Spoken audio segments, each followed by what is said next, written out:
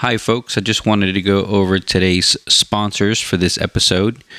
Each one of these people gave us $50 to help out with costs for the podcast. And today we have three sponsors, one being Dawn Clark out of Hooligan Designs out of the slums of Toledo, Ohio. Thank you so much, Dawn, for sponsoring today's episode. We have a returning sponsor, Mr. Steve Contos. Thank you so much again for helping us out, Steve. We really appreciate you. And we have Dave Webster from idcrisisdesign.com. Again, that is idcrisisdesign.com.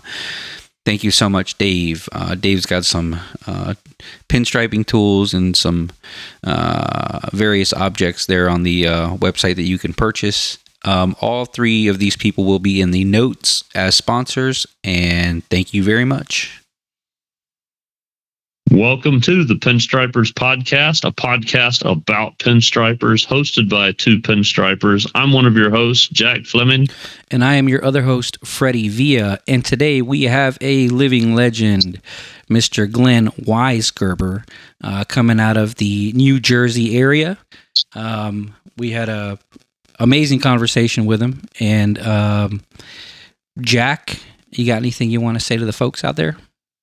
Man, I think I'm excited to have him on. And we've had so many people that we've interviewed mention Glen, and so many people have mentioned him as being an influence. So it's pretty cool. I also wanted to say super big thanks to everybody that listens to the podcast and all the people that chime in, send us messages. I know we get people that reach out, even some people asking about being on there. Sometimes we're a little slow to respond, but it's just because of being busy. Absolutely grateful for everybody that keeps us motivated and keeps us doing this by letting us know what they think about it. Yes, thank you all very much for listening. Thank you all for sharing the stuff. Every time I get a message about this, it reminds me to do more, right? So, Jack and I are always kicking ourselves in the butt to get another one on. And we appreciate all the feedback. And just real quick, if anybody wants to sponsor an episode, we are asking for $50. If anybody would like to sponsor an episode, we do give shout outs to whatever your page, your motorcycle club, whatever it is you want to shout out to, we will gladly shout it out on the podcast. One last thing here, folks, before we get started, I did want to apologize. I did forget to start recording probably for the first 15 seconds or so of this podcast. So I'll fade into the moment after I asked Mr. Glen Weisgerber roughly how he got started and what were the beginnings. So there wasn't much missed, but I do apologize deeply. And without further ado, here's Glen Weisgerber. My other brother was an engineer. My mom was actually artistic too. She didn't really pursue art per se, but she did do paintings in her spare time. And they would come out looking really beautiful. And I used to say, how come you don't paint all the time? And she goes, I never really think about it. But she did have the artistic ability. And I believe my dad was artistic too. So I think it was passed down, through the genes. And, I was influenced I was the youngest of 5 kids. And I was heavily influenced by my siblings because they were always drawing and painting. So it kind of got me into artwork at a very young age. And it was something that kept me very busy. Always drawing. I mean, other kids would be out playing, I'd be drawing. In school, I'd be drawing when I was supposed to be studying, which is, I've had many papers taken away from me. And they're like, maybe you'd like to show the class what you're drawing, Glenn. It was stuff like that. But like I said, I've always had a love for art. And what happened was I was in high school and I was in a mechanical drawing class, architecture class. And I always liked lettering. I got a love for lettering when I first saw the Declaration of Independence. We were studying history in class and they showed us a picture of the Declaration of Independence. And I was captivated by the script and the Old English and all the lettering that Thomas Jefferson did with a crow quill pen. And I used to copy it. In fact, as a project, I completely forged the entire Declaration of Independence on paper and handed it in as a project. Nice. Yeah, it was. I wish I still had it. It took me forever. I remember I had it on my bed in my bedroom, and I'd have the real one looking at the photos and copying it all the way down to the signatures at the bottom with John Hancock and Ben Franklin, and all the people that signed it. I actually forged all their signatures as well, and so I've always had a love of lettering. And when I got to high school, I was into architecture. I wanted to become an architectural renderer that does drawings of buildings based on the blueprints to give a client an idea what a project's going to look like when it's finished. So I was pursuing that, but I was also doing lettering. I mean, I had a thing where even in high school, I would take markers with me, and there was an area out behind the school where the students could go down there and hang out, smoke cigarettes, whatever. And it was like a 3-sided building, and I would take the markers and write on the wall, like fancy lettering, Old English script, and everybody would see it, and they'd be like, "Hey, can you write my name on the wall?" I'm like, "Yeah, sure." So I got to be enterprising on it. I put a little thing on the wall that said "Your name on the wall for $0.25." So now I was making money at it, and I always had lunch money. But getting back to the class, I never thought of lettering as a business. And I was in my mechanical drawing class. My physical ed teacher came into class one day and asked my teacher, Tony Torriello, he said, "Is there anybody in here that's good with lettering?"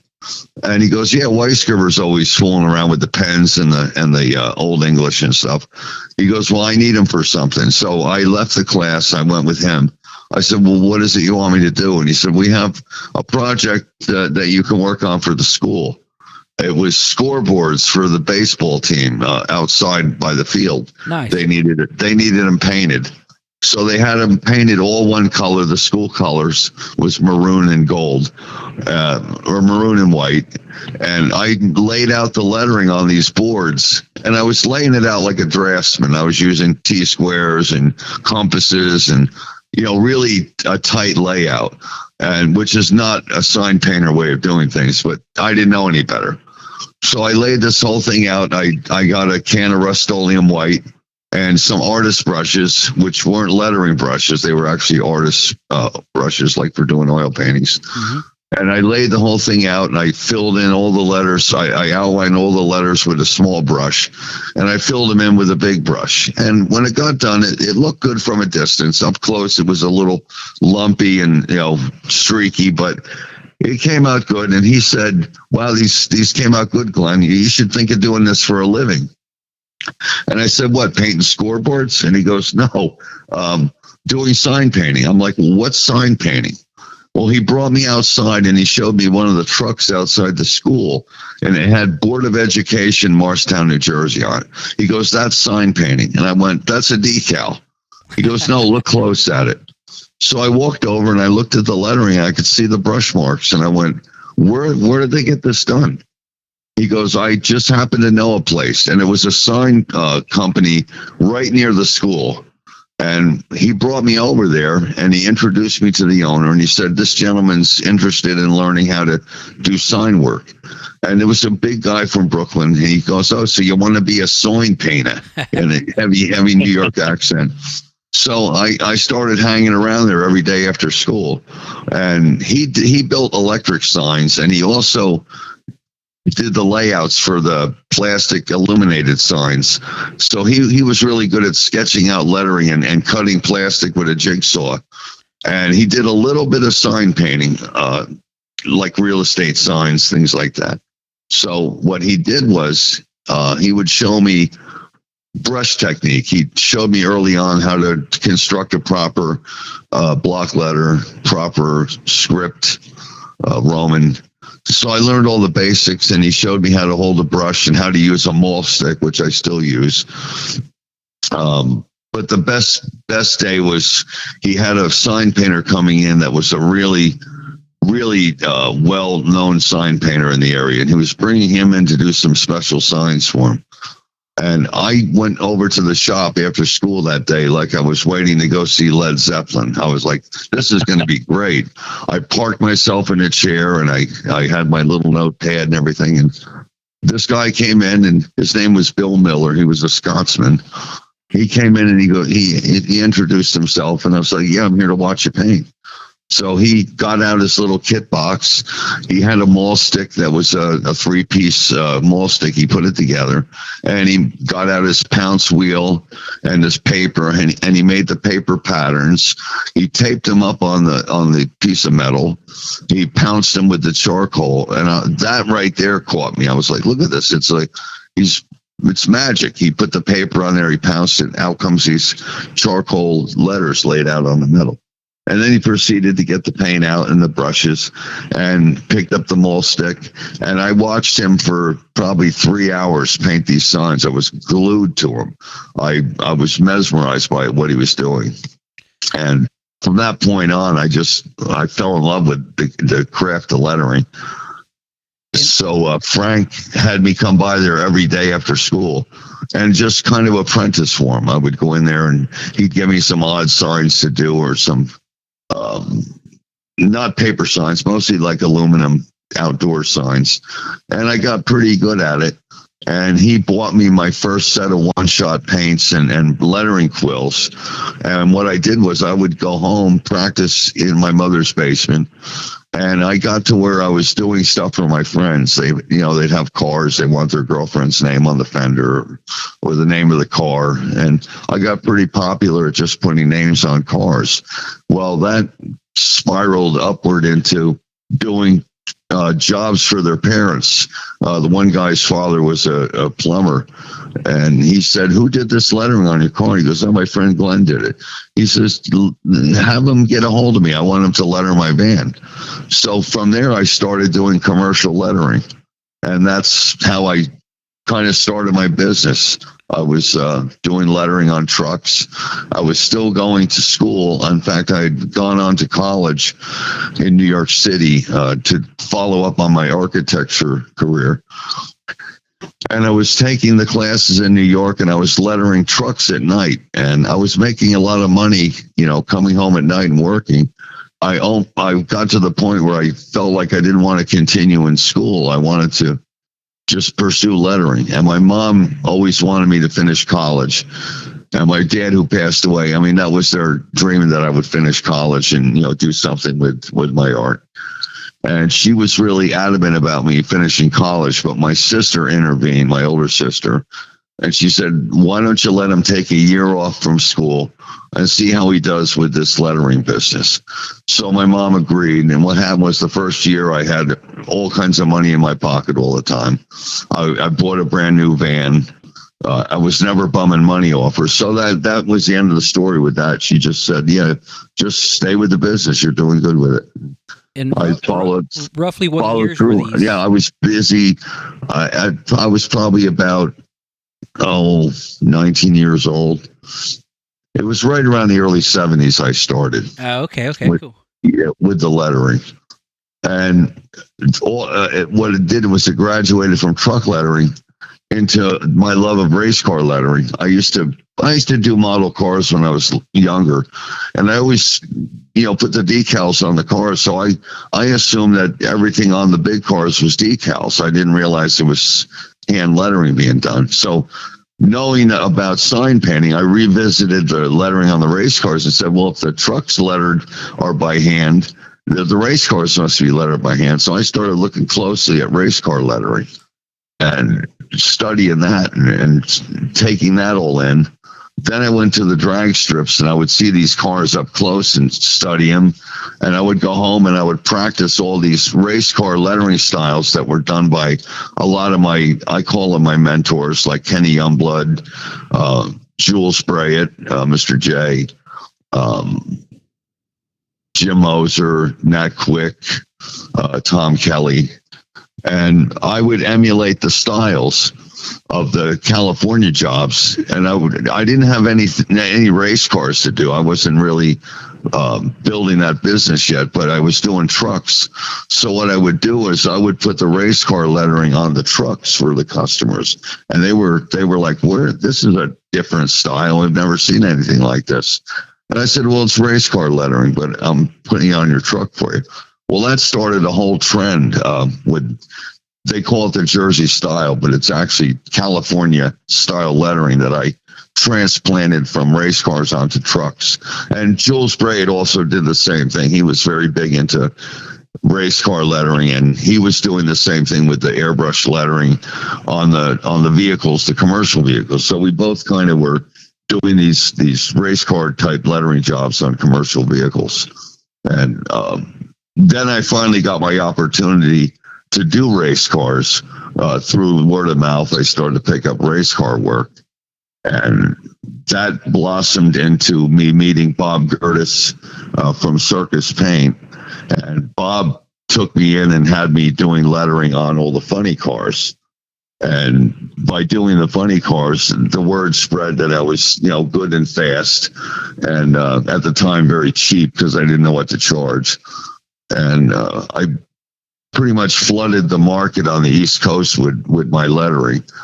And after that, there were a couple of the cars that actually toured beyond the East Coast. They would go to California and race. So when my work got to California, it was recognized out there as being, right up there with the guys that were working on the cars out there. And basically, from what I understand, talking to a lot of the painters that I met since then, they said that they would walk through the pits and see these jobs I did, and they were like, "Who the hell is this guy Glen? He letters like he's from out here, but he's where's he from?" And finally, it came to be that they found out I was from New Jersey and that I was fast, and I started getting flown out to California to do the funny cars during the winter season when they were building them, and that really built up my reputation nationwide. I gotta say, Glenn, this has got to be the easiest interview we've ever had, I think. I'm pretty good at talking about myself. I've been interviewed a few times, so I kind of know what to say. Hey, this is fantastic. Go ahead. I got Jack. a question. Yeah, I'm just kind of curious. I mean, you said that you kind of got your start in New Jersey and all. Where are you at now? Are you still in the same? I'm still in New Jersey. I'm in a town called Buttsville, believe it or not. It's actually a subsidiary of Oxford and Belvedere, New Jersey. Buttsville doesn't even have a police force or a town hall or anything. It has a place called Hot Dog Johnny's, though, and really good hot dogs. Hot dog. I'm in a little place called Acton, But Texas. I moved in here about 3 months ago. I found this place. My niece found it for me. I was looking for a place to set up shop, even a studio. And she found this place. I think it was on Craigslist or something. But it's a perfect place for me. It's right on Route 46, which is a fairly major highway in New Jersey. It's got a lot of truck traffic, motorcycle traffic. Race car trailers go by because Island Dragway is only 10 minutes from me. And it used to be a general store. And the guy that owns the place turned it into apartments and living area. So I have the part was the store. So you walk in, the front door is actually a storefront. It's the front door to my place. And once you get inside the door, it's a big room where the store was.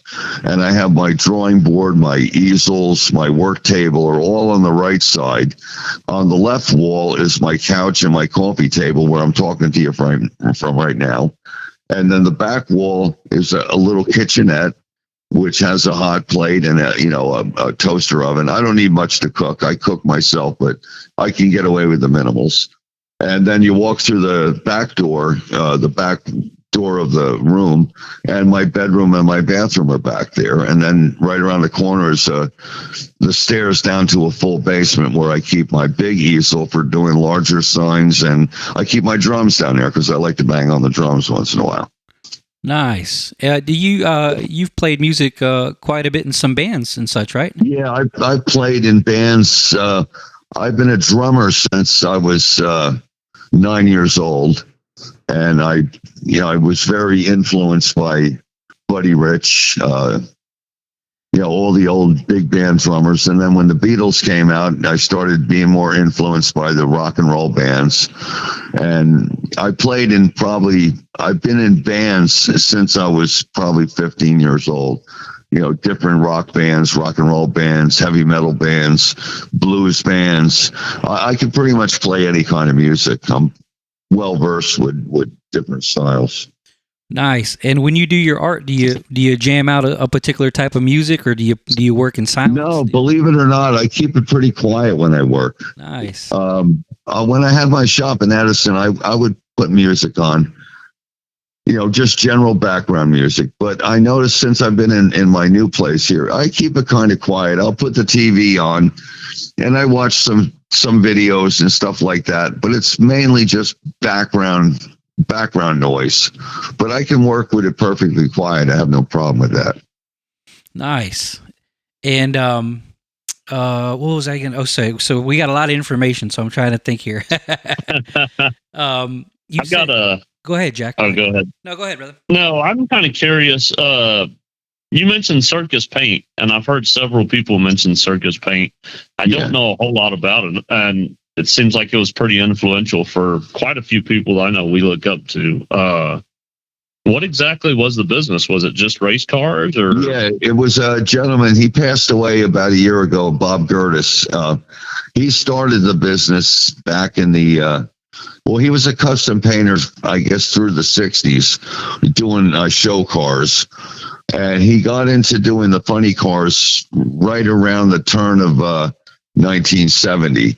And it was him. He had two partners. It was Uncle Ray DeWolf and I think it was Bob Campy, but it was like the three-ring circus. And then what happened was Mr. J came in on the scene because Jay actually worked in Patterson at a place like a gasoline alley where he did striping and lettering. There was a mechanic shop and different things. You could get all this stuff done in one place. And he had a shop down there and he was lettering. And he also worked for a guy named Tony Anthony, who had a regular commercial sign shop. And Jay worked for him doing everything from paper signs to truck lettering to whatever. And Jay hooked up with Bob, and he became the letterer at Circus. So it was the three-ring circus. It was Buffalo Bob Gertis, Uncle Ray DeWolf, and Jolly Mr. J. And Jay is a jolly one. I mean, I talk to him almost every other day. He's a character, but he's on Facebook. You can find him under Julian Brayett. But Jay has a big history with race car lettering and pinstriping, and he also has a business called Excalibur Corporation, which sells brushes. I don't believe he sells paint, but he sells anything that a pinstriper would need to get started.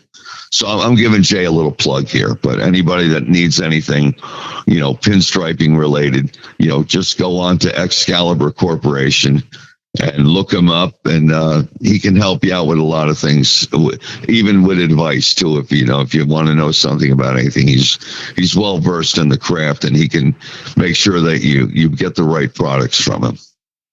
Yeah. He's got the Mr. J Excalibur brush too. That's pretty well known. Yeah, he has Excalibur striping brush. But I buy all my brushes from him. And I buy brush boxes. I just bought some magnetic strips because I had some. I lost them in moving around. But for pinstriping, I put magnets down on like a steel car. And it's a strip so your hand guides along. So it's making straight line work a lot easier to do. Yeah, I actually have one of his Excalibur brushes. I like it a lot. The hairs are a little shorter. Yeah. It fits pretty good in my hand because I got smaller hands. And yeah, I had one. I can't work with those. They're a little too short. They don't hold enough paint for me. I think they're great for doing panel art. Yes. I could see using it for that. But to run the line down the side of a car, my go-to weapon of choice is a Mac number 2 blue thread. I don't know what series it is, but it has a blue wrap thread on it. It's a number 2 Mac. I think it's Series 10. Yeah, I think it's a Series 10. I also, when we spoke to, we did get a chance to speak to Tom Kelly. He uses the same thing. I think he said the number two, or for a long Yeah. time they said, if you could do everything with a number two, you could do anything basically there. Yeah, well, in his interview, you can palette the number two and probably do a decent 1/8 inch pinstripe. If you get up on the tip, like he says, you can do a minute, probably a 1/32 of an inch stripe. And I've also pushed down on the brush by paleting it and then pushing down on the belly of the brush. I can do a 1/4 inch to a 3/8 inch line with it. Nice. Yeah, so it's a workhorse. You can use it for almost anything. Absolutely. Yeah, I just I kind of started using the scrollers for all of my design work, but I see that there's a downside because I can't really get the line as long as I want before it starts to blow out on me. So I'm working on using these swords more often. So that was kind of the goal for this year. Yeah, what I use for scrolling, I mean, I own a couple long liner brushes that you can scroll with, but a lot of my work, and I kind of was on the same page with Tom Kelly on a lot of this. I use a worn out quill. Mm-hmm. Like I'll have a number 5 or a number 6 lettering quill, Lang Nichols or Solo Horton and French Masters, which I use. What you do is I use the brush for general purposes. Like I might use it to do casual letters or Gothic letters, something where you're using the total width of the brush.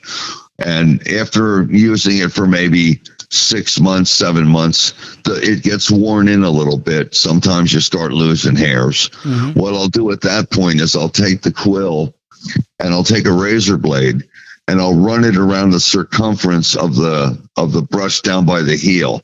Just kind of roll it around and cut the width of the brush down, and it makes a liner. Okay. And with it being that it's already been broken in, it works really good for doing scrolling. I do these infinity lines, which I've stole off of Tom Kelly, among other things. Tom Kelly's the first to tell you Glen's a pirate when it comes to copying his style. But his style is so appealing to the eye that you can't help but want to use it in your work. And, I would do jobs, and my first thought would be, how would Tom Kelly do this? And he had seen my van up at Syracuse. We were up at the Artie's party, and I had my van up there, and it was lettered to death. It had lettering all over it. And he walked around. He was smiling. He's going, "Well, this looks familiar. Where have I seen this before?" And I'm like, "All right, I'm busted. Leave me alone." Well, there's got to be something to be said that the fact that people were considering it Jersey style, being that you recreated it so well, Yeah, well, that's what it was. I mean, a lot of people give me credit, Jay credit for coming up with this style, and actually, we didn't come up with it. We pioneered it. We took it from one source and embellished it, added our own spin on it, and just flooded the market with it back here. It took off where, a lot of the truckers, they're always looking for the next, new flavor on the block that they can show off. And it's competitive when it comes to, having a good looking truck. And anything that would make you stand out, they want. So, and Bert Quimby's another one that really with the lettering. Yeah, yes. He's got some beautiful work. Yeah, beautiful. Yeah, I mean, I could name a bunch of people. I don't want to leave anybody out, but like Bert, Rich Dombey, and Andy Capuccio, Pooch. Oh yeah, we got Pooch. There's a lot of them. Brian Schofield's another one.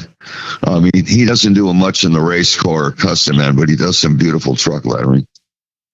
And you said you would go home and you would practice these styles that you would see. Did you have any reference material besides just the pictures? And was it? I mean, when I was probably 18, when I got into the race car lettering with no race cars to do, I would buy sheets of metal, aluminum baked aluminum sheets.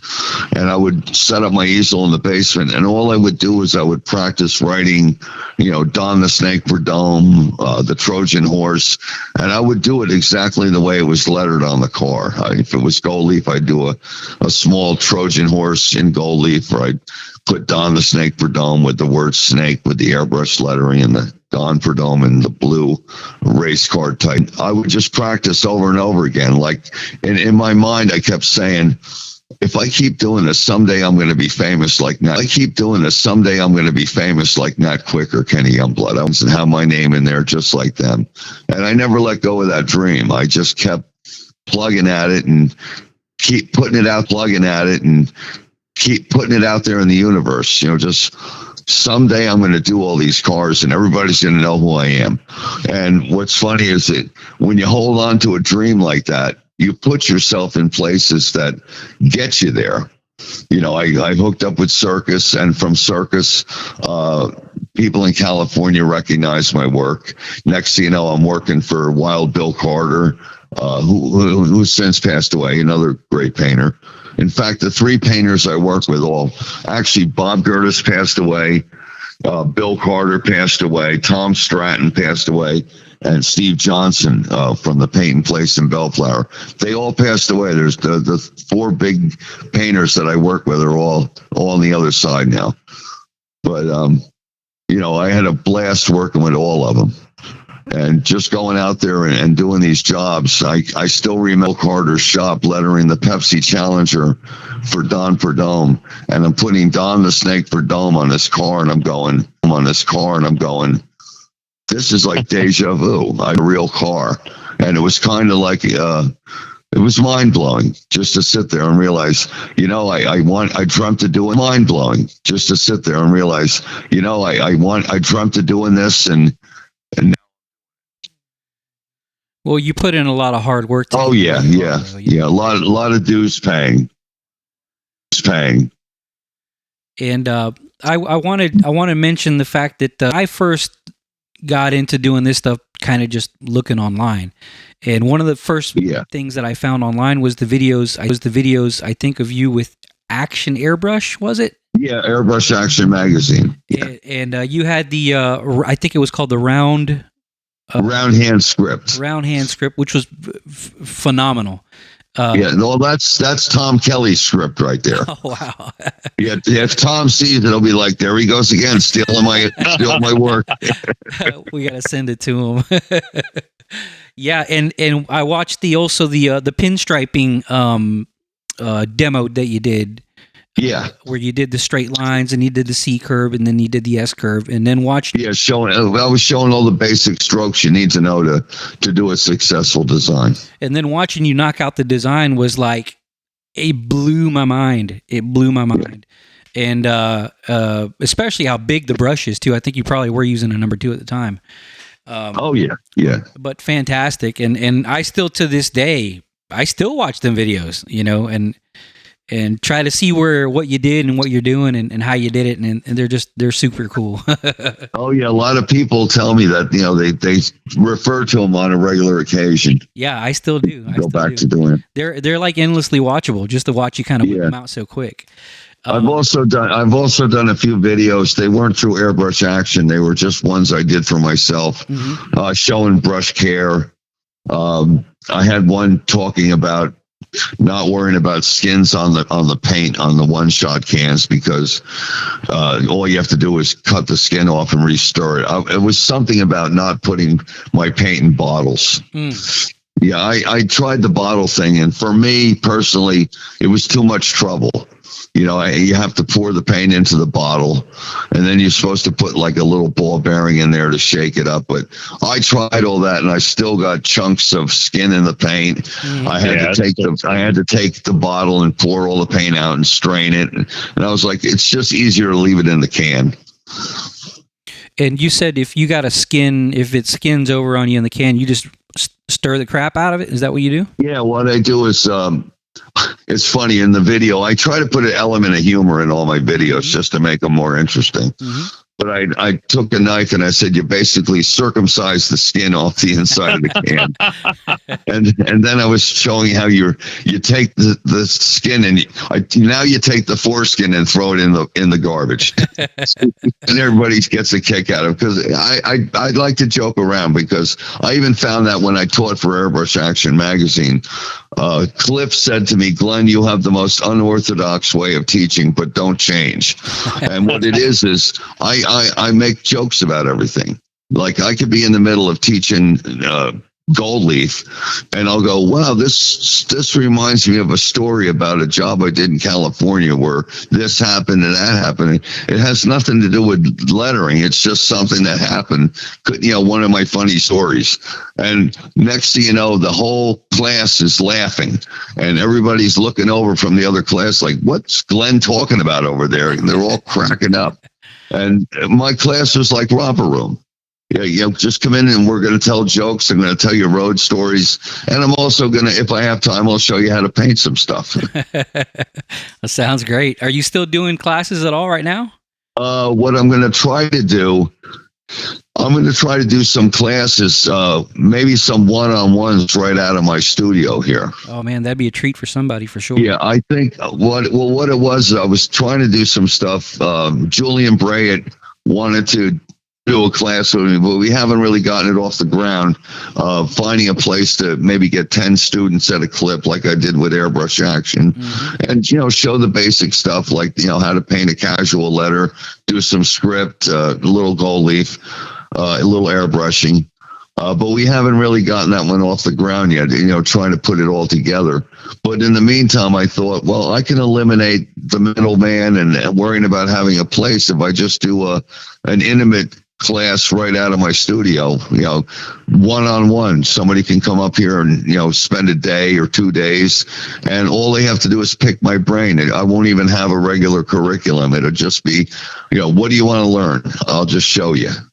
And just, get X amount of dollars for the day. And if they want to have 2 days, they can stay at a hotel nearby and come in the next day, and I'll give them another 8 or 10 hours of teaching. Yeah, that'd be fantastic.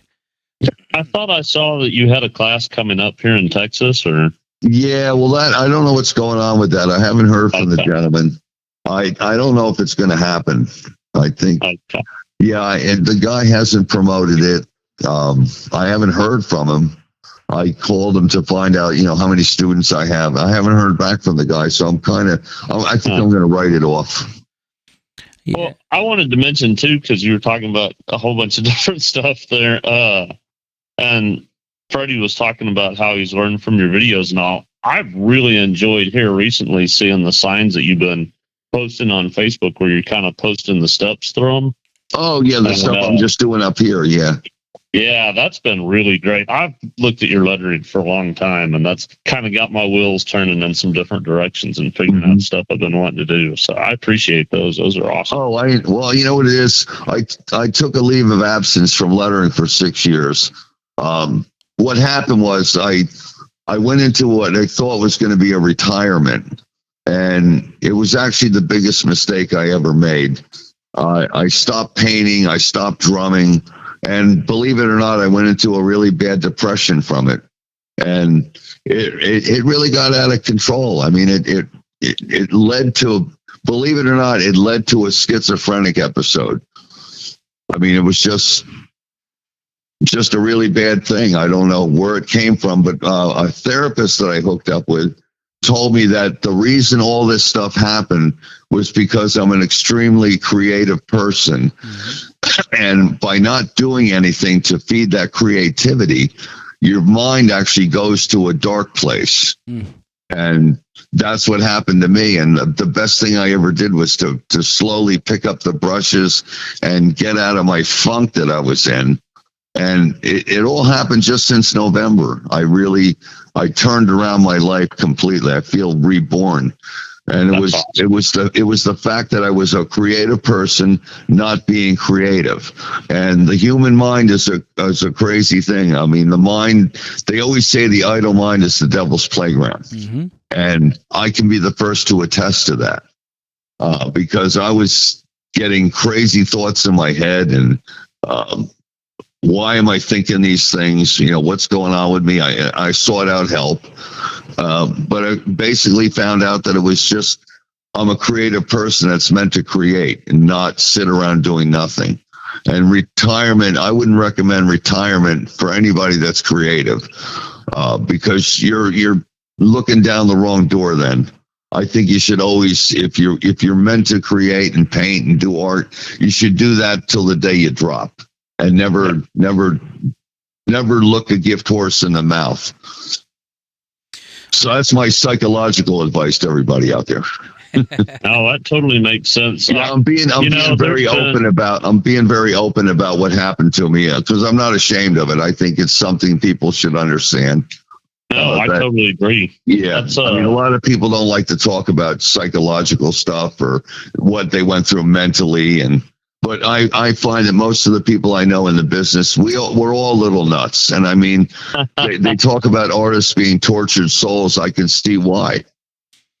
Because they're creative people, and every once in a while you go on the wrong side of the coin and bad things come through your head. I mean, you look at all the famous artists all through history, they all had psychological, emotional issues. And I just think the more creative you are, the more the bad stuff can hit you if you don't stay with your craft. Yeah, I think it probably all leads to energies, right? You're either bringing in creative energies, or you might be attracting some other stuff that comes your way. Yeah, exactly. Yeah. But always searching for something. And I think for me, pinstriping is like extremely therapeutic, and trying to learn. It's almost like meditation. Absolutely. I mean, they talk about how you should meditate. It's good for the soul. Well, I can't meditate. I tried that. It's like, I'm not going to sit there, guru style and, hum some note in my head.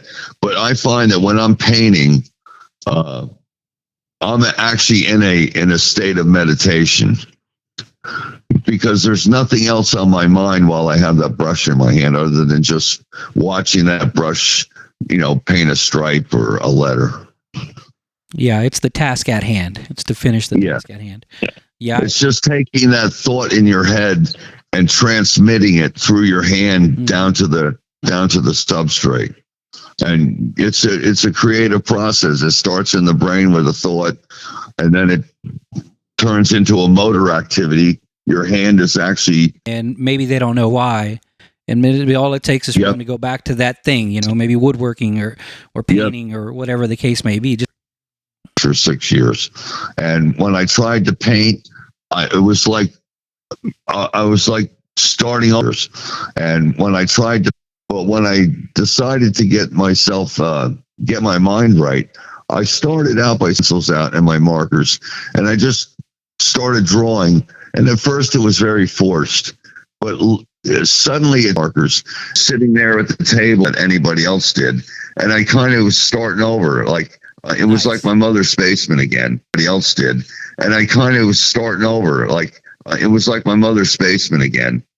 I was sitting there at the table when the paper was all, Prismacolor pencils and markers. But when I got done, it looked like gold leaf. I'd render the gold leaf on the paper. Prismacolor pencils and markers. But when I got done, it looked like gold leaf. I'd render the gold leaf on the paper. I'd make it Prismacolor pencils and markers.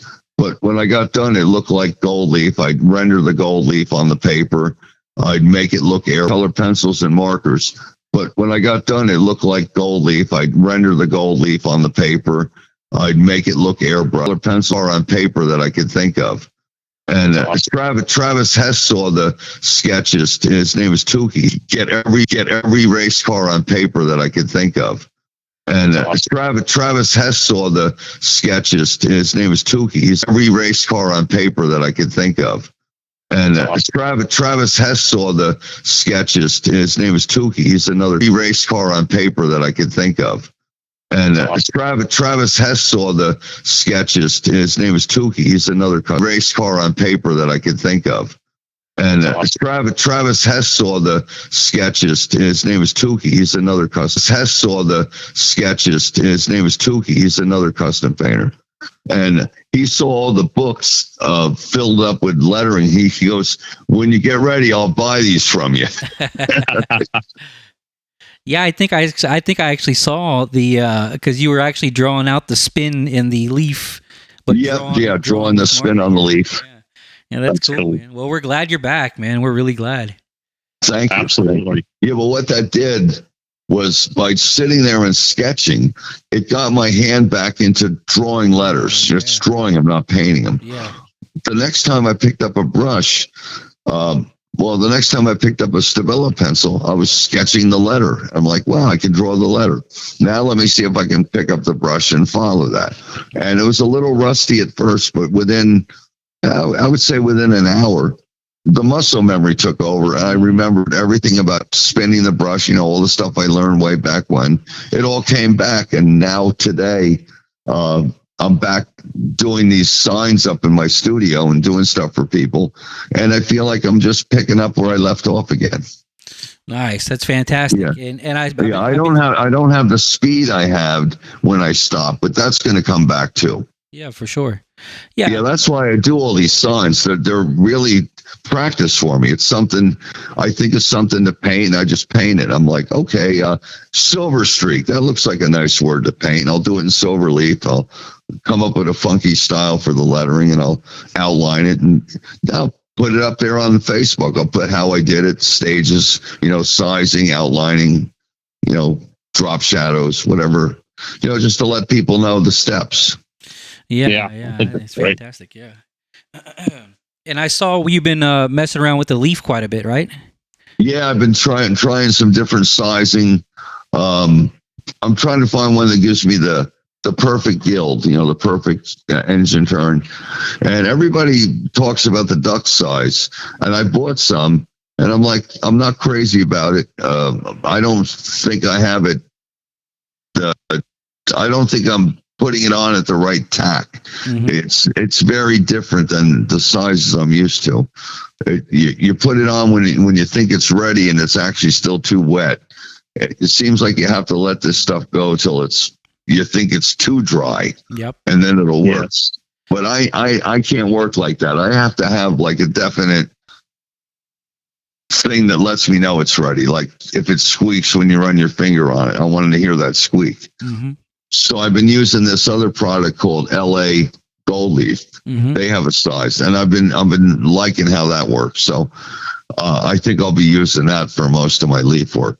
But I still I still have 5 quarts of Jet Speed varnish, which is what I used exclusively for gold sizing. But once I go through the 5 quarts, I don't have it anymore. So I want to have something to pick up where that leaves off. Is that something that's discontinued? Yeah, they discontinued it. It was made by Interlux, varnish company. And that's varnish like a wood varnish? Yeah, a regular marine varnish. Oh, wow. And that's all gold. That's all gold size really is. It's basically a tung oil varnish. Oh, I didn't know that. Yeah. Yeah, I didn't know that. Wow, thanks. Yeah, we're learning now. Yeah. Yeah, that's awesome. I had no idea. It does have that same color though, right? That cream. Yeah, it's all got that amber tint to it. Yeah, smells the same. Yeah, it's called. You're smelling the tung oil. That has a distinct odor. Yeah. Somebody put me onto that LA leaf myself, and I don't have any experience with any other leaf. But I've had pretty good luck with it, and I'm indoors. I don't really do a lot of stuff outdoors. I do mostly panel art, to be completely honest. And I think I get a decent spin at about an hour, 20 minutes. Yeah, that's about right. Yeah. And another little trick with gold leaf, I learned this from an old fire truck letterer. Mm-hmm. Before you actually spin the leaf, you lay the leaf down and you burnish it with a brush, a soft brush. Uh-huh. And then before you spin it, you take a chamois and run it under very cold water. Okay. Wring it out and wipe that over the gild before you spin it. And what it does is it tightens up the size, which means it actually makes the size flash off like it's basically an enamel, the size. And the old trick with painting enamel on a car was if you used old-fashioned Dulux enamel to paint a car, it took forever to dry. What they would do with the body shops is after it was painted, they'd run cold water with a hose over the paint job.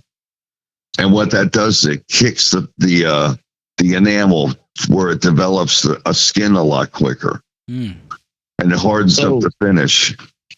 With spinning like that, do you need to wait for the water to dry off, or? Well, a chamois is nice because a chamois it puts the water onto the leaf, but it also sucks up the water. If you keep wiping, you won't have any water drops left.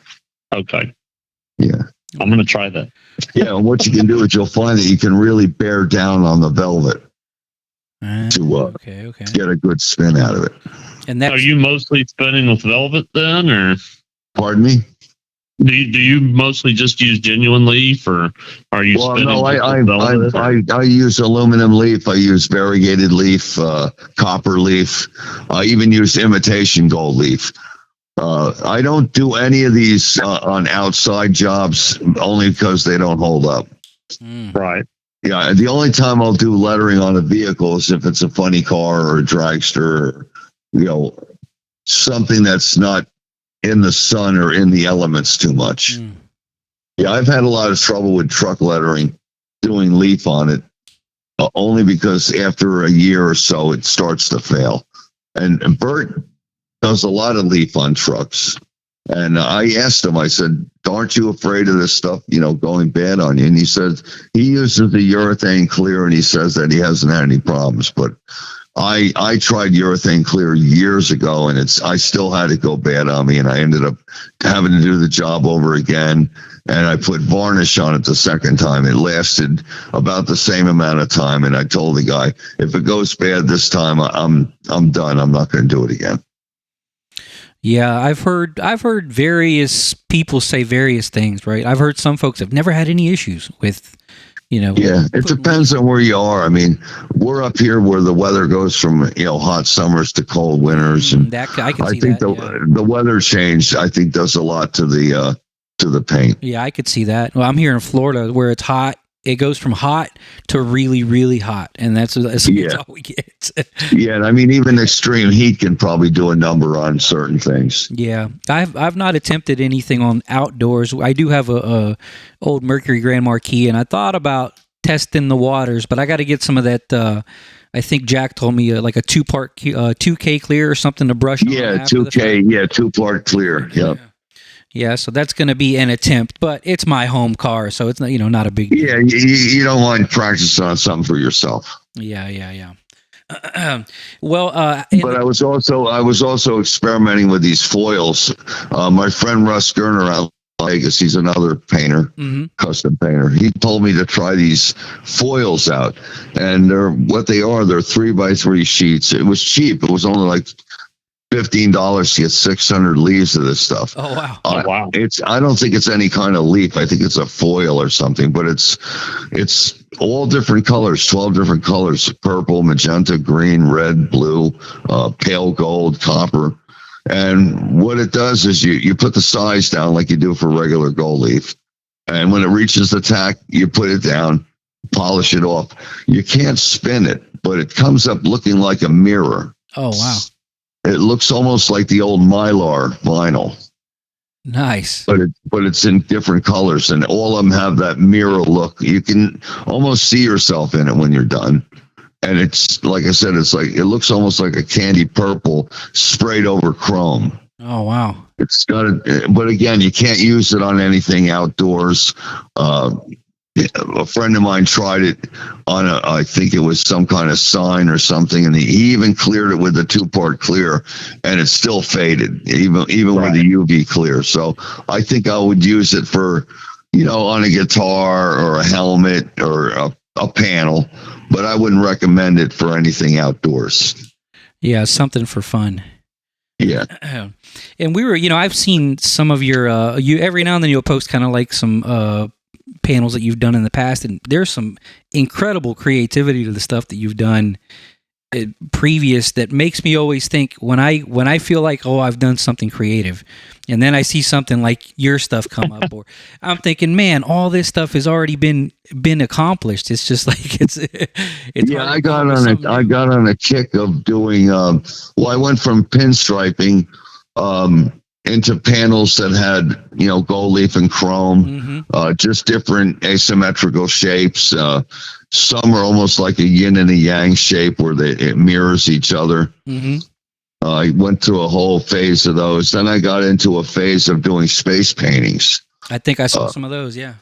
Yeah, I enjoy doing those. I did a series of them back in 2012. I couldn't stop painting them. It was almost like I was a machine, and something inside me was making me do these paintings. It was like I was being driven to just keep producing these space paintings, and they all had the same theme to them. They were like, it wasn't just a painting of space. It was a painting of space, but looking at it from another dimension. There was like shapes in front of the space image. Like when you look at them, you look like you're standing in an area looking through all these abstract shapes into the reality of space. And I did probably 100 paintings like that, different sizes. Wow. Where did those paintings end? I have them all. I have them all hanging in my studio here, and I walk over and look at them, and I'm thinking, I don't even know if I could do these again. It's just I was in such a zone when I did them. I mean, again, you talk about the meditative moments. I was in such a meditative state doing these that I just thundered through them one after the other, and now looking at them, I'm looking at them like I'm looking at somebody else's work. Yeah. I'm going, I don't believe I did these. And it's the same with the ones with the funny cars. I got into some photo real painting, and I have a series of funny cars that I painted, and they have the space backgrounds in them too. Like I have one of the Barry Setzer car. It looks like he's staging to run a race, but it's on another planet. It's got the earth in the background and the moon and the sun. And I had a woman come in here the other day looking at my work, and she goes, I really like these photos you have with the lettering on. I said, they're not photos, they're paintings. And she looked really close at them. She goes, oh my God, these are paintings. And Kenny Youngblood saw a few of them, and he was like, he liked them a lot. He kept saying, Glenn, we got to get you on a big canvas. And I'm like, I don't like painting big, Kenny. I like painting small. Like all these paintings, when I post them, they look like they could be like 3 foot by, 2 foot wide. They're actually, 12 inches by 8 inches. They're just tiny paintings. Oh, wow. But I had to wear those flip down visor magnifiers when I did a lot of these. Yeah, I mean, in the end, sometimes you can get a big perspective out of a small little. Oh yeah, small little. Well, what's nice is you don't have to look at it from across the room to get the effect. Yeah. And that was the other reason I like painting smallest, because when you do a big painting, a lot of times you have to step back across the room to keep track of what you're doing. Yeah, that does make sense. And I'm too lazy to get up and walk back. So I like a painting where if I want to look at it from a distance, all I have to do is lean back in my chair and take it all in and go, okay, now I know where I got to go from here. Yeah. Sometimes if I get stuck or I'm feeling kind of funny on something, I'll take a picture of it. And then I'll look, maybe like a week later, I'll look on my phone, and it gives me a completely different perspective of what. Well, what's funny is while you're looking at something in the 3D, like in real life in real time, you don't see a lot that you're missing. If you take a photo, even if you look at it the moment you take the photo, for some reason the photo sorts it out for you, and you actually see what's missing. Yep, I don't know why going from 3D to 2D, on a photo, how it sorts it out for you. Because I've had jobs where I'm finished with it, and I'm taking a picture to post it. I'll take the picture and I'll look at the picture before I post it, and I'll go, damn, I forgot to do that. I didn't notice it looking at it until I looked at the photo. I think, and then I go back and fix whatever's missing. I'm working. Pardon me? I take pictures of my stuff when I'm working sometimes, so that I can step back and look at it and figure out stuff. If I get, stopped or another good thing I was taught. I did go to art school, and my painting professor would have us sometimes take and look at our work in a mirror, and it would. Oh, yeah, that's another thing. Yeah. Yeah, even with lettering, you can see whether your lettering is especially with lettering that you want to have perfectly level, like perfectly straight up and down. I look at my lettering in a mirror, and it always kicks to the right a little bit. It's a habit you get into, like drawing. It's like there's a permanent slant built into my head that I can't get rid of. You don't notice it looking straight on it, in real life, but if you look at it in a mirror, it magnifies the fact that it's actually tipped maybe 1 degree or 2 degrees to the right. Could be physicality, could be just your physical body. Yeah, maybe the way my head's tipped while I'm painting. Yeah. It could be all the years of doing slanted letters. It got locked into my head, because I actually prefer doing lettering that's italicized than doing straight up and down work. Yeah, it's got a little bit more flavor, right? Yeah, a little more speed to it, motion. Yeah, and the stuff that you were working on was going fast, so that would make sense, right? Got to have fast lettering. Yeah, awesome. So I got a question for anybody that's maybe starting out or in the game, or just trying to get along as a sign painter or pinstriper. Do you got any advice that you would give them? Yes, I would. One thing I would tell them all to do is, if they can find it, go buy the Speedball lettering guide. Okay. It's Speedball made, pen and ink, pen with ink products. They made ink and pens for doing like calligraphy. Well, they had a book called the Speedball guide, and it's mainly directed at doing pen and ink, but it also shows a little bit about show card lettering with a brush. And what it has in there, it has all the basic letter styles that you would need to do to be a successful sign painter. They have the Roman letter, or the Gothic letter. No, I'm sorry, the Gothic letter, which is actually the block letter. Mm-hmm. They have the Roman letter, which is the letter thick and thin strokes for the serifs. Mm-hmm. They have Spencerian script in there. They have casual letters. And there's a page that actually shows you the strokes that you need to build that letter with a brush. And if you practice from that book and really study each of those letter styles and practice doing them, you'll have the basics to do anything after that. All right. I actually have I one of the editions. I have a copy of it, and it's been an awesome read for sure. Oh, I call it the Bible of sign painting. I mean, if you get that book and really study it, you'll learn. I mean, when I started out, I didn't have that book, but I studied the work of a few of the traditional truck lettering sign painters in my area. Mm-hmm. They were like my first influences. A guy by the name of Dick Glacken, another gentleman by the name of Bob Zakarian. They both have passed away, but they were the premier truck letterers in my area. And everything they did was the three styles: Gothic, Roman, and Spencerian script. And their layouts were always really beautiful, classic layouts. They would have a little bit of scroll embellishment, in with the lettering. And again, I pulled the Tom Kelly routine.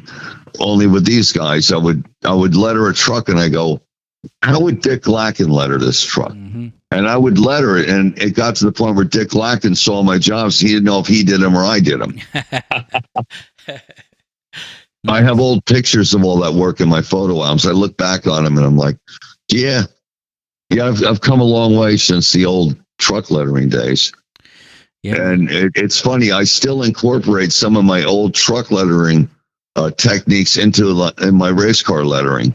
And again, it's stuff that people haven't seen. Like even Tom Kelly, I don't think, uses the tombstone shadow, which I use. And that's an old truck lettering technique where you instead of putting the drop shadow off to the left in the bottom of the letter, you put the drop shadow off the left top and then angle it down into the bottom of the letter like a wedge. So it looks like the shadow's tipped away from the letter. And and it's a really, really nice effect. And it's actually quicker to do than a regular shadow. I'm gonna have to look that up. Tombstone. Yeah. I don't know if it's listed. I call it a tombstone shadow, but I don't know what it's really called. Yeah. It's just another sign painting trick from probably the 30s. It's something that was probably done way back when, and it just got passed along. Yeah, that's awesome. I'm curious to know at one point, did you start incorporating pinstriping into the work? Pinstriping came about.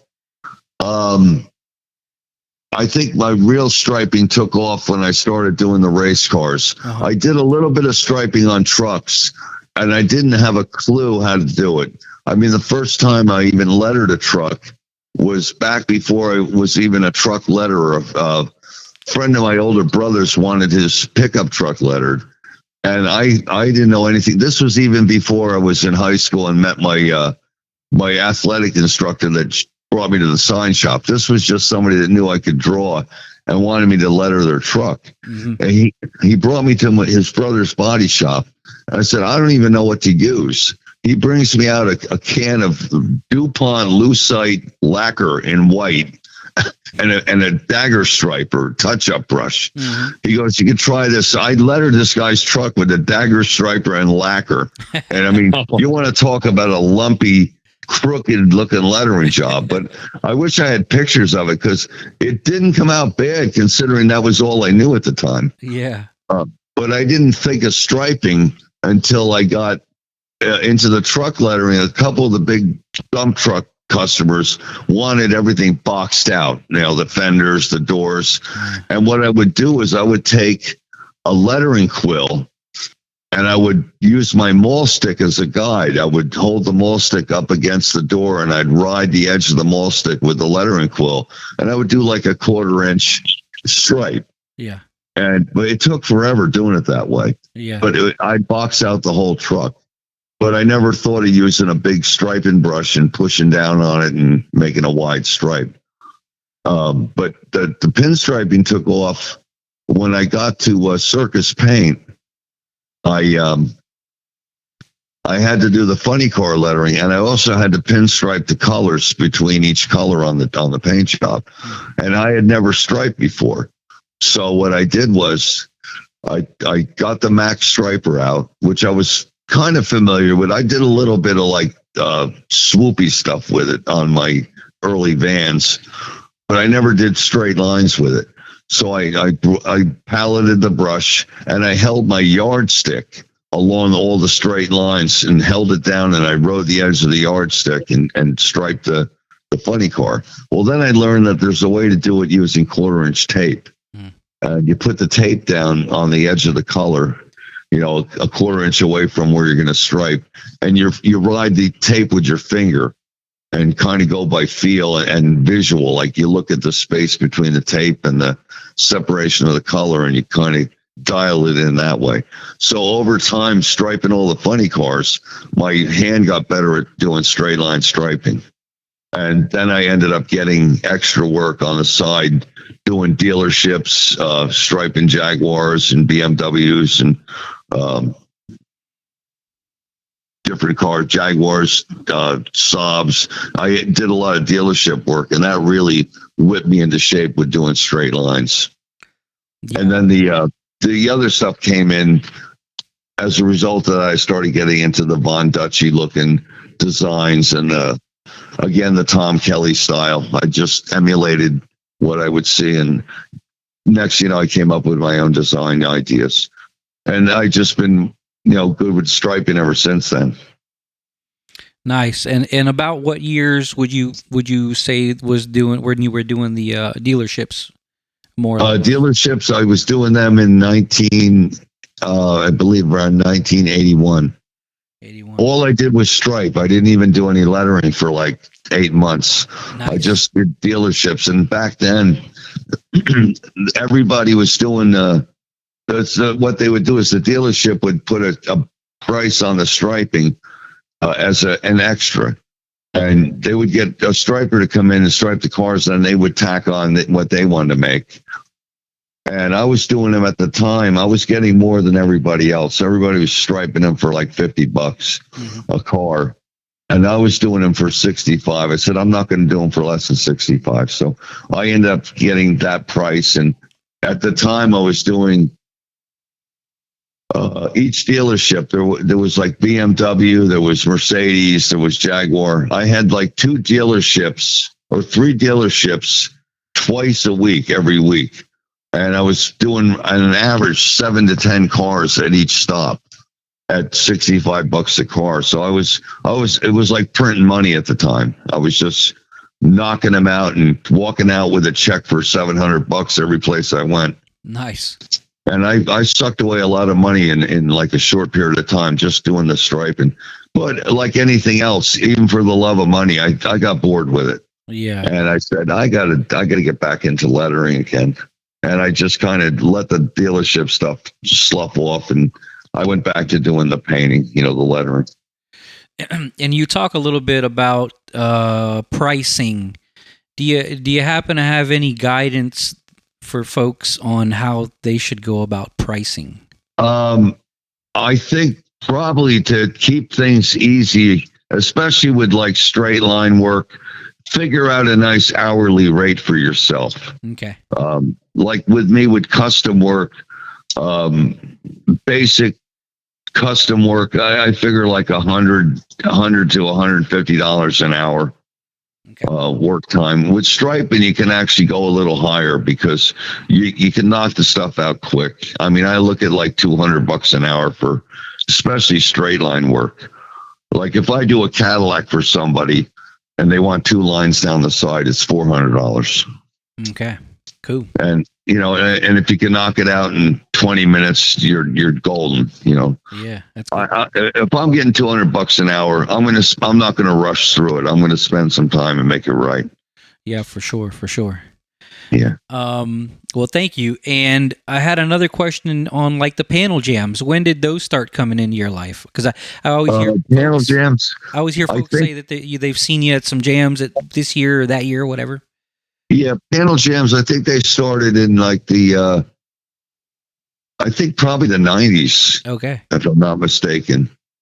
I mean, I remember doing panels before panels were panels. I remember I worked in a shop with a guy that did sunroofs on cars, and he used to cut the sunroofs. He'd cut the roof out, and he would throw them away. And I'm like, hey, let me keep these. I'll stripe on them. Yeah. So I had all these things leaning on the wall. They were all old roof cutouts with striping on them. Yeah. And I had people that wanted to buy them. They're like, that is really cool. But then I started buying metal and doing it on the metal. And I think everybody else had the same idea because it seemed like all this panel work all came out at the same time with different stripers doing it. Yeah. And sooner or later, it became a get-together. There's always been lettering get-togethers. There was the Letterheads, which was an organization formed back in the 80s. Yeah. And it's all, really good sign painters, craftsmen from all over the country. And they called themselves the Letterheads. And I have gone to a few events that they had. One was out in Denver. I went to the one in 85. And then I went to the one in 95. And it was a lot of fun. You go out there and you get to chew the fat with everybody in the business. You get to talk to the gold leaf guys, the guys that specialize in glass gold, airbrush guys, stripers, and it's a lot of fun. I brought my nephew to one because he's also a sign painter, airbrush guy, and he got into it. Basically, he got into it one day. He came with me on a job. I was doing some bug deflectors for a guy with a pickup truck, and he had a bunch of them for me to do. And my nephew was artistic, but he was like me. He didn't really know where he was going to go with it. But he came with me one day just to keep me company. He was young at the time. He might have been about 18, 17. Yeah. He came along with me, and he tells me what happened that day was he saw me do this stuff. And he was intrigued by what I was doing, but he was more intrigued by the guy handing me a pile of $100 bills. So he I guess a light bulb went off in his head, like, wow, Uncle Glen really makes a lot of money in a short period of time. So next thing I know, I come by his house one day and he's out in the backyard lettering on his van. He's putting everything and lettering all over it. And I'm like, wow, he's getting good. And next thing you know, he's got customers, he's doing work, and now he's a very established letterer in his own right. In fact, now I'm older. I don't like to tackle a lot of the big jobs on my own. So I work with him on a lot of jobs. He comes in and his style is exactly like mine because he learned by looking at my work. Nice. I never showed him how to do anything. He just figured it out on his own, but he taught himself gold leaf. He taught himself airbrushing. He does hand carved signs, with the chisels and everything. Mm-hmm. And he's actually more well-rounded in the craft than I am. He does a little of everything. Nice. And he's really good at what he does. And now his son is also starting to do lettering and striping. That's and awesome. He's out doing jobs. So what's going to be interesting is this year at Syracuse for the Brush Fest, I'm bringing Paul with me and his son, and we're all going to go up there and we're going to paint. Nice. Generations. So it'll be 3 Weisgerbers working on the bench together. Oh man, that'll be cool. Yeah. That'll be cool. It's really wonderful that we can do this stuff, create and get paid. Yeah. I always say it's not work for me. It's playtime, and at the end of the day, somebody hands you money for it. Mm-hmm. Yeah. And I also think it's wonderful that in this craft, there's so many people that are kindred spirits, and we love to get together and compare notes and talk about stuff and look at each other's work. And I always say, do plumbers do this? I mean, do plumbers get together and have a plumber jam? Who can sweat a pipe better and I don't think they do. No. I think this craft lends itself to a kindred spirit. We all get together. We love to see each other and show each other our work. And it's just a really, really good for the soul feeling. Yeah, for sure. I've only got a chance to go to a few get-togethers, but every time I go, I feel like rejuvenated for the art, Oh, it recharges my batteries. As soon as I get back from one of those things, I can't wait to try stuff and paint things. And I mean, a lot of times I just call up friends in the business and talk to them. And when I get off the phone, I jump up and I grab my brushes I want to paint, because just talking to somebody else in the business makes you want to do things. Absolutely. Just doing this interview is getting me fired up, because now I'll get off the phone and I'll grab a piece of metal and I'll paint something. That's awesome, man. I'm glad to hear. Yeah.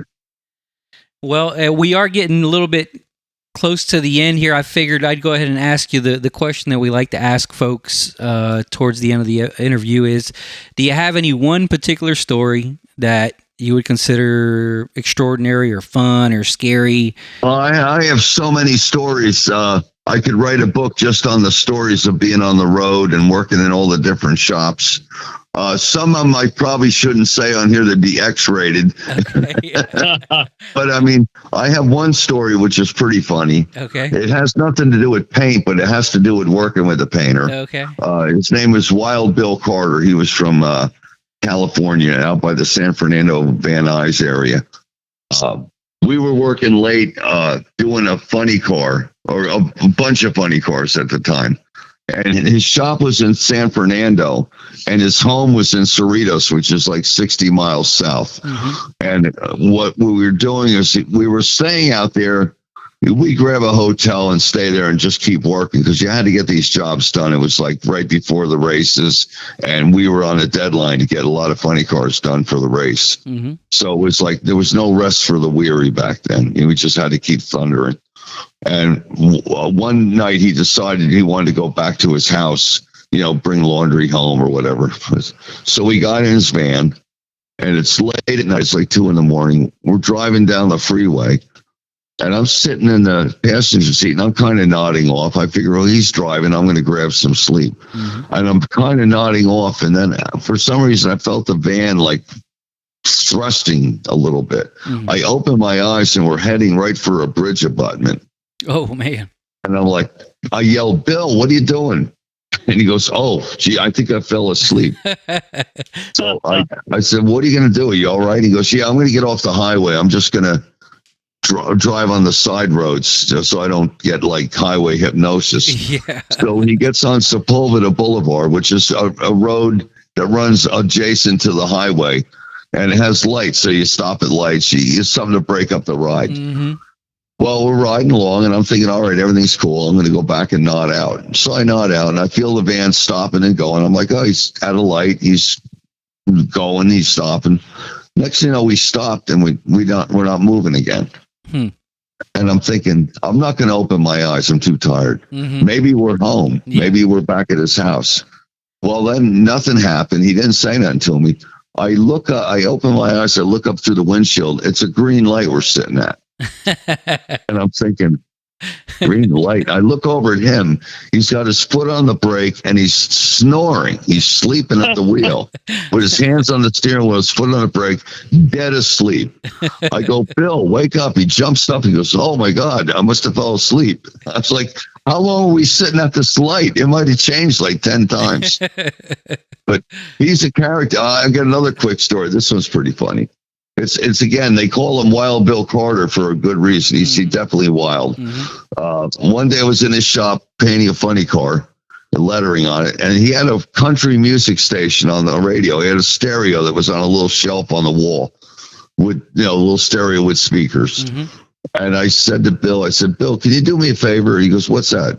I said, can you change the channel on the radio? It keeps playing the same songs over and over again. It's starting to drive me nuts. Yeah. He goes, yeah, no problem. So I figure he's going to change the channel. So I go back on painting. All of a sudden I hear, boom. He took a shotgun and he blew the stereo off the wall with the shotgun. Yeah.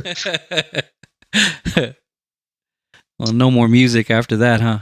Yeah, well, they're in the process of Bill's widow, Linda. They're in the process of doing a book about him. Oh, awesome. And I'm going to be one of the contributing editors. I'm going to put in my stories to go along with the rest of them. That's awesome, man. Yeah. Well, Jack, do you happen to have any more questions?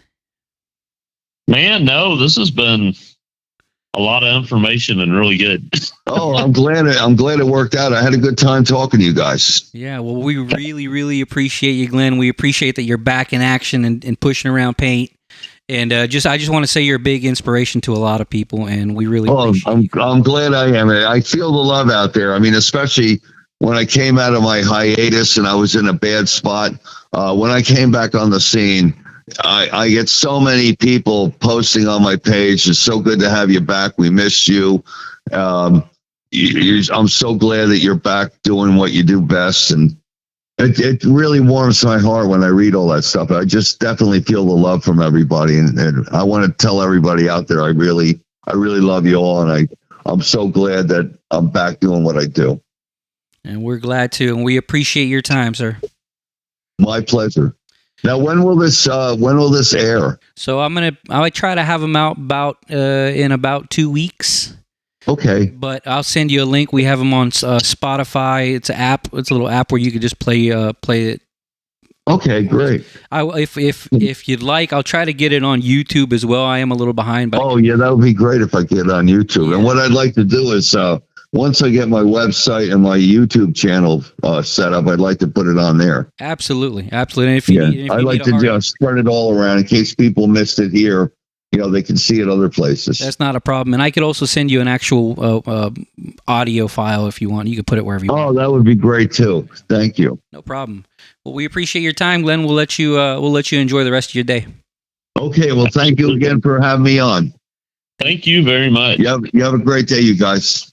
You too. All right. Thank you. Yep. Bye-bye. All right. Bye-bye.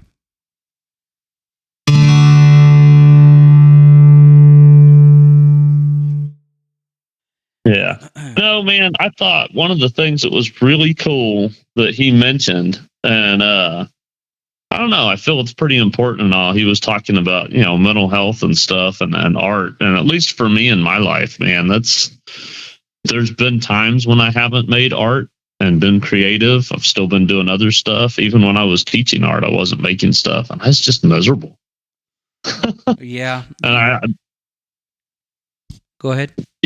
I was just gonna say, I see that with other people and stuff. Like making stuff with your hands doesn't have to be art, but anything, even music and stuff. Where you're creating something that didn't exist, even if it's something that's like a chair or something. It doesn't have to be some like crazy thing, but that satisfaction, I feel like there's so much to be said for that, and I'm glad that he mentioned so much about that. Yeah, creating, I completely wholeheartedly agree, and that's, I think, another reason why I'm glad we're doing this, because this is another form of creation, right? To do the podcast. Yeah. And it's kind of like, aside from the fact that we're getting these amazing stories from amazing artists and stuff like that, but yeah, just to make things versus consuming things, I think is important.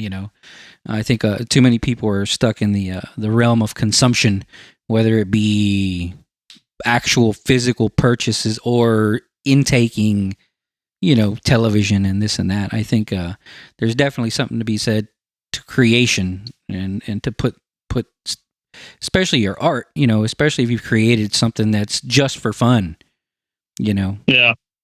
And he mentioned too, and I think it's also equally as important, is especially with this craft or skill or whatever you want to call it. Like he mentioned how there's, I don't remember the words that he used, but we've got this connection with each other. Yeah, absolutely. And it seemed like any pinstriper that I ever meet, man, I feel like I automatically know him in a way. Yeah, for sure. Yeah, you get a sense of that person.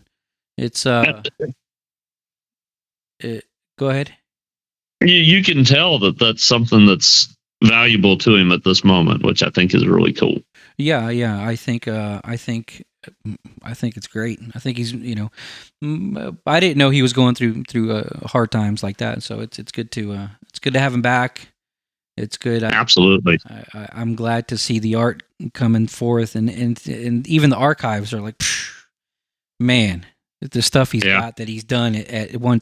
And even he said, like, I got some things that I've done maybe 4 or 5 years ago where I felt like I was in this mad rush to create, just like he's saying. And I look back and it's like I almost can't tap back into it. It's hard, There's like an ebb and flow. There's an ebb and flow with this stuff. There was a time period I was making a series of paintings, and I don't know if I've ever showed them to you. They all dealt with like houses, I guess you would say. Like, really the whole point of it was like we were living in this suburban neighborhood. I'd never lived anything like that before. I'd always been in small towns, and I couldn't handle it. And I did these paintings and stuff, and I think they're some of the greatest paintings I've ever done on a fine art perspective, but like I can't create them again. I've tried. I'm not dealing with the same issues I was dealing. That was my therapy. And then, yeah, it's kind of cool. Yeah, time, space, it's all some form of energy in some way. Whether it's like the energy around you is kind of like an entrapment, kind of like where you say you were, like you didn't dig it, Yeah. Or the energy's kind of like loosey-goosey, which I don't know. It's I think either way, right? But sometimes like the pressure, it's like a pressure cooker. Sometimes it creates some delicious meals, right? From the pressure. Yeah. But yeah, it's awesome, man. Yeah, mental health is a lot of folks deal with it, and I'm glad that people can speak about it now more openly. I'm glad that there's more tools for people, and there's communities now and all that. I think it's fantastic. I think there are a lot of folks like to focus on the negativity of this time and this era, but there's so much positive to it. There's so many tools that people can do to better their life that never existed, to where it's like, this is great times. These are great times. I hate to tell anybody, these are great times. It's just you gotta look at it that way, Well, we've talked before too on here a bit about how it seems like, at least from where I'm at, I would consider myself relatively young in all of this, and I know you're kind of in the same boat. Like, it seems like there's a lot more people taking it on as a hobby. Yeah. And I think that's part of it. That meditation that he was talking about that you can get from it. You zone out and focus on, a line and the quality of that line instead of focusing on the news and whatever is going on down the road and all the other stuff. Yeah, half the time I'm focusing on the lack of quality of my line. But you're trying. You've got one thing that you're aiming at. Yeah. It's putting one foot in front of the next, Yep. Yeah, man. It's awesome. Yeah, there's it's like the art that keeps on giving. It's like it's a definite, some strange like cherry on top that we just stumbled upon, Yeah. Stumbled upon, but it was across a few mountains, so you had to like cross some valleys and cross some mountains and all that. It's late, so I'm coming up with some funny stuff.